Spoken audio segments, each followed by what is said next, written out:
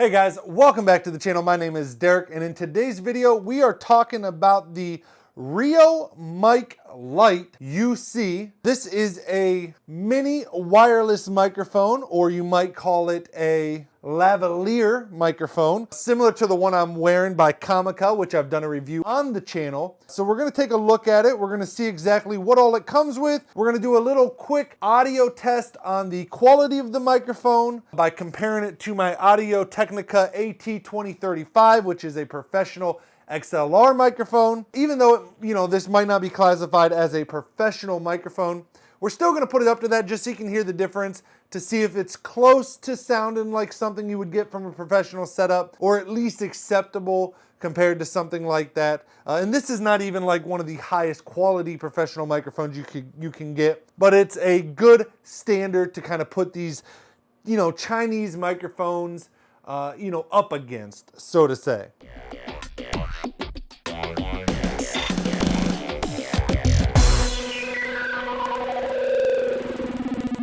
This is the RimoMic Lite, and it is made by a company called 7RYMS.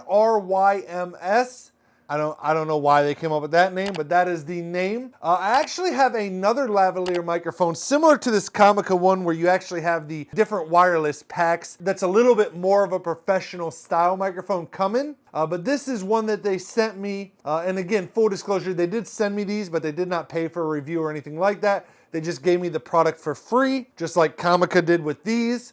With this microphone, this lavalier that I'm currently using, a lot of these companies, because I have a YouTube channel, they send me their products for free. Sometimes I do reviews on them, sometimes I don't.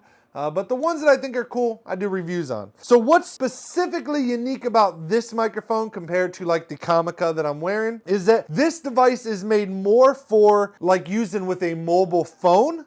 So if you notice the receiver, so you have the transmitter, which is the microphone, which is this little device, similar to this one that I'm wearing that goes down to this battery pack. And then you have the receiver, and it has a USB-C port on it that you can plug directly into your cell phone, right in the bottom, and then boom, that's what powers it, and then that's what you record to.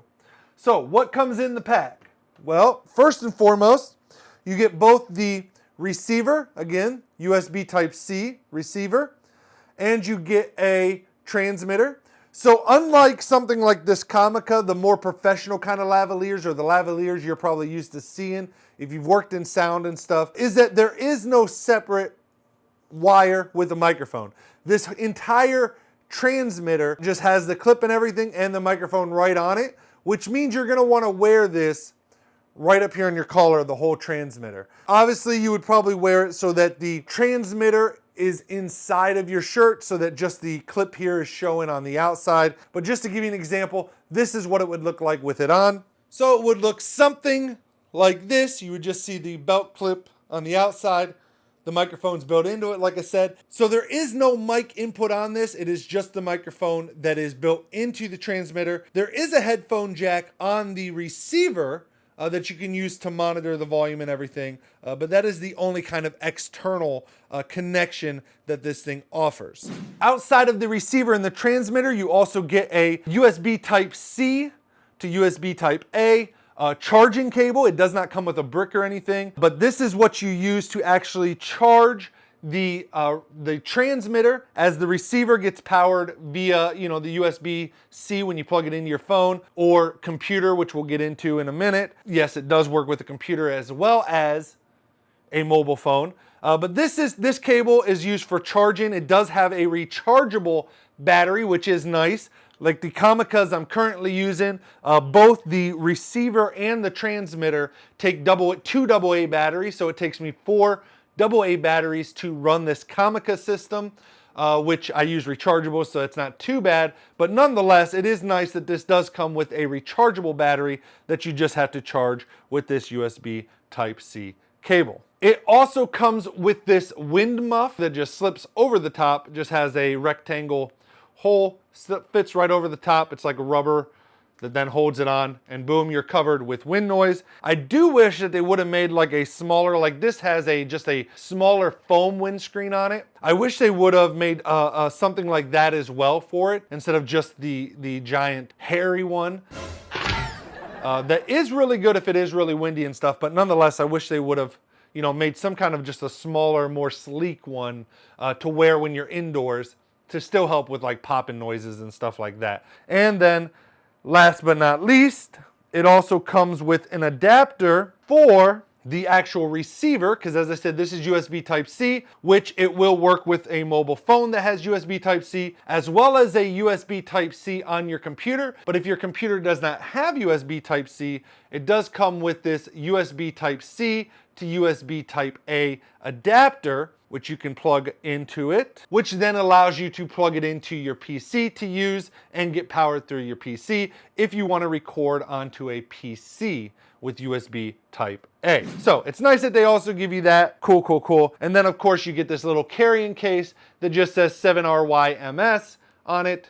And then, you know, just to store everything in, which is also really nice. So that's what comes in it, a little bit about the device. The battery, rechargeable battery, you get about 3 hours it's rated for. In my testing, I've gotten anywhere from 2 to 3 hours. I guess depending on how much I have it cranked up the volume of the microphone. I'm not sure what made the difference, to be honest. But, you know, using it a couple different times, just letting it run and seeing how long it took to basically for the battery to die. I got anywhere between 2 to 3 hours. I never went below 2 hours. And actually, I think the lowest I got was like 2 hours and 15 minutes. So I would, you know, estimate average, you're gonna get about 2.5 hours out of it. But again, they do rate it for 3 hours on the rechargeable battery. It has 48 frequencies that you can select between in order to make sure you're not having any kind of interference or anything. So if you're on a certain channel getting interference, you know, you got 48 channels you can work with, or if you're using other wireless microphones wherever it is that you're working or other wireless devices, you're able to change between those different megahertzes and make sure that you're not getting any interference. It uses an IR sensor to pair the device. So when you first turn it on, they say you want to keep them close, pointing at each other. The IR device on the transmitter is where the USB charge port is, the USB-C charge port, and on the receiver device, it's on the opposite side of the USB port. You have both a pair button as well as the IR over there. Once you have it paired, that's all I believe it uses the IR for. You're then able to use it, you know, for its distance, which is rated for 30 meters, which would be around 100 feet. It would actually be like 99 feet, 3.3. So 99 feet is what it would be rated for. But anyways, 90 to 100 feet is what they're rating it for. I am gonna do a little bit of a test on the distance and see how far away we can get, and it still works here in a minute. We're gonna take it for like a real world test. We'll go outside. I'll set, you know, my phone down with this plugged in it, and then we'll walk away from the camera and see how far we can go, just like I did with the Comica microphone review. That way you can get a realistic, you know, estimate of how far away from the camera you can be and this thing still pick up your voice. There is also a mute button on the transmitter, so you can mute the microphone or power it on and off. Long press to power it on and off. Single press, you know, quick press to mute and unmute. And then it also has a volume control, volume rocker up and down to adjust the sensitivity of the microphone or the volume of the microphone. As there is nothing on the receiver in order to adjust the volume. So the transmitter doesn't have any kind of screen. However, the receiver does have a small screen which will give you information like the signal strength. You know, if you're getting too far away from the device, you know, the person running the camera or whatever should be able to look at it and tell you.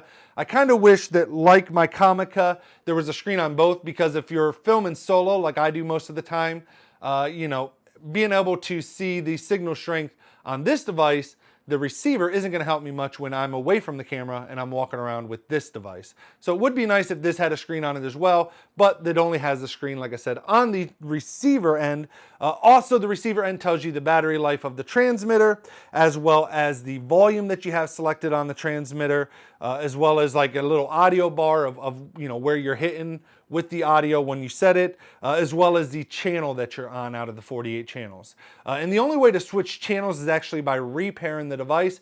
When you repair it, it'll select the best channel based on interference around you, but there is no manual way to set the frequency channel like there is with more professional options like this Comica pack or like the 7RYMS more professional pack that is coming that I will be doing a review on as well. And that is all of the information that the little LCD screen will give you, but nonetheless, it does give you that, you know, information, even if it is on the receiver device and not on the transmitter, which again, would make more sense to me if it was on the transmitter, just because then it would work for both solo and non-solo users. Actually, what would be best if there was a small screen just on both.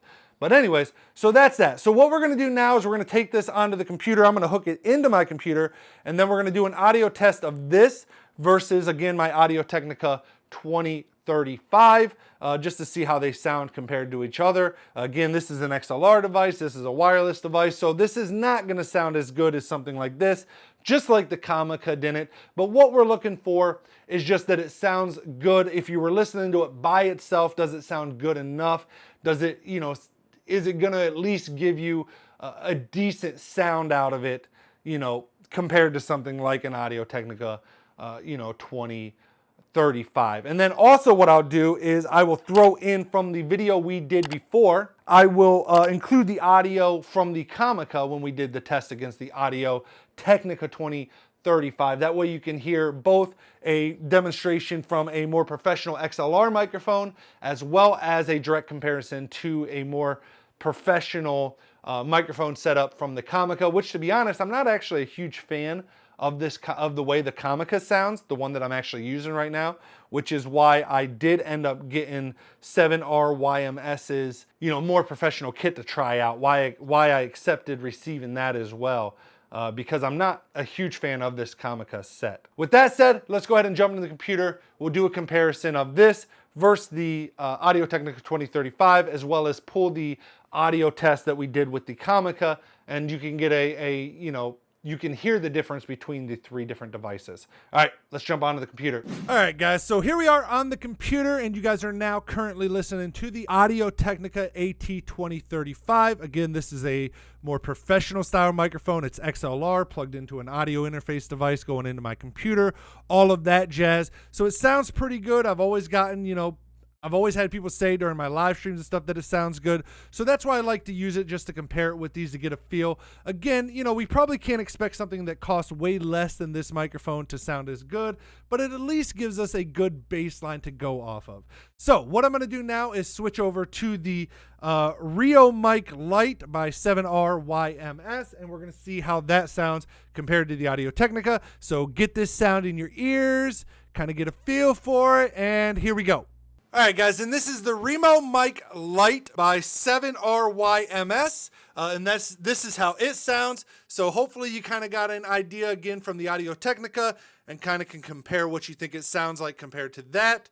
And then what I'm also going to do is stick on the wind filter just so you can hear the difference of sound with it on versus now where it's off like this. All right, so now we have the wind muff on, which gives it a little bit of a different sound, or it should anyways. It shouldn't change it much, but it might give it a little bit of a deeper sound instead of it being so tinty, if it even was tinty sounding. I don't know. I haven't actually listened to this yet myself. We're doing the test live with you. But again, just kind of gives you an idea how it sounds to the Audio-Technica AT2035.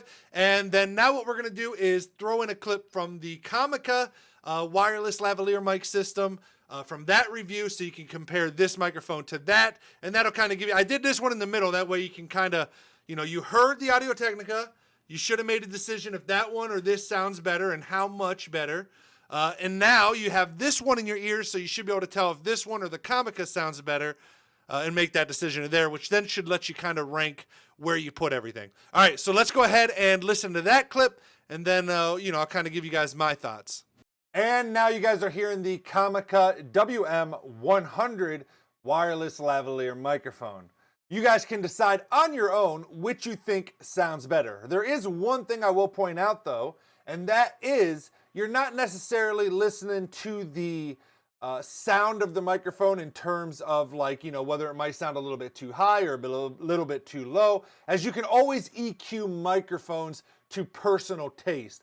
What you're just listening for is the clarity of the microphone, as well as that there's no distortion or anything like that, and just the overall sound quality coming from the device versus the actual sound stage, so to say, of the device. Because again, that can be adjusted, you know, to almost any extent with a good EQ. All right, guys, and here we are back at my favorite spot at the mall to test out the range of this microphone, the RimoMic Lite.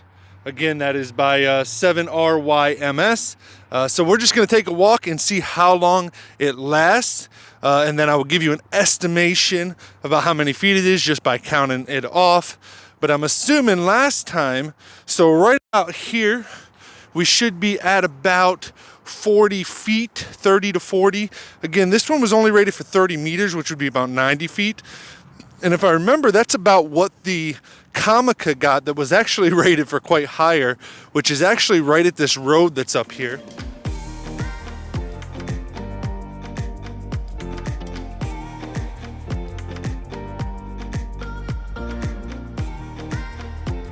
We'll review it, see how far we got, if it did it all the way to 120 feet, and then I'll give you guys my final update, my final thoughts on the product. Let's head back inside. It's cold. All right, guys, so we are back in the studio. We just finished the range test of the 7RYMS RimoMic Lite. I always forget the name of that. I don't know why these companies make such crazy, like, why don't you just call it RimoMic? Like, what are you doing? I don't know. Anyways, so we got back from the range test. It's actually been a couple days. If you can't tell, I've lost my voice, so I sound a little different.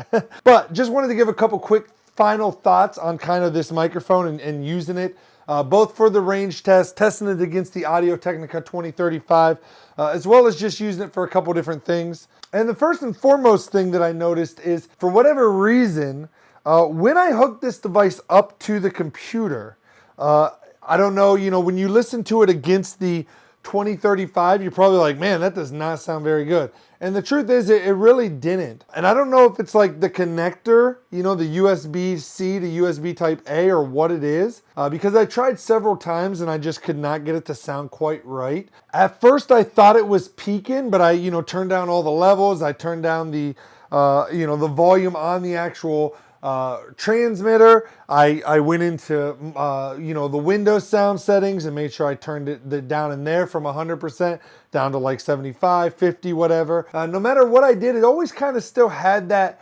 Again, it almost sounds like it is peaking, even though nothing was showing me that it was. However, what was weird, and the reason I bring that up, is when I used it just connected directly with USB Type-C to my mobile device in like the range test, I thought it sounded much better. Again, I don't know. Maybe it's just me hearing it compared to the 2035 versus hearing it on its own. I don't know. I'd love to hear your thoughts in the comment below, but I did think that was weird. However, with the mobile device, I thought it sounded all right. It definitely sounds a lot better than if you were just, recording with your phone's microphone. And if you need a wireless solution, I don't think it's necessarily bad. I will say that just like the Comicas, when I did a review of them, which is the one I'm wearing now, it didn't quite hit the range that it advertised. I thought it cut out quite short, but for the most part, I will say, like, in the credit of RimoMic or 7RYMS, whatever names of these companies, like, no matter, like none of them ever quite live up to at least in my experience, even expensive products. Like, I have these Audio-Technica Bluetooth.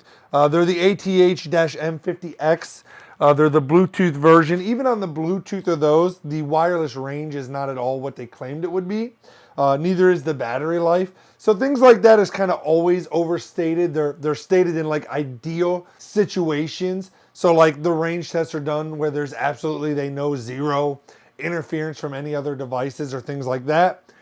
So in defense of them, none of them quite live up to that. What I will say though is, with a lot of these devices, these Chinese devices, obviously if you're looking at these type of devices, you're on this video, you're looking for a cheaper option than the name brand mics that are in this category of products. And so what I will say in regards to that is that if you're looking for budget friendly and you're going to use this device really close to your phone, like something like this where I'm set up in a studio, my camera, I'm using a camera, but in this case, like you're using a phone, it's maybe, within 10 feet of you or so. I don't think you're gonna have any problems with the audio coming out of this in terms of it picking it up and everything. And I also, again, don't think connected directly to a cell phone that the audio sounded bad or anything. It's definitely better than the built-in microphone. And if you need a wireless option and don't have a ton of money to spend on something, like a name brand product in this field, then, it might not be a bad choice for you.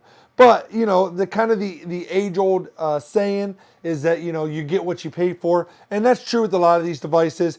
It's very rare in the budget-friendly world to actually find a budget-friendly device that does a great job.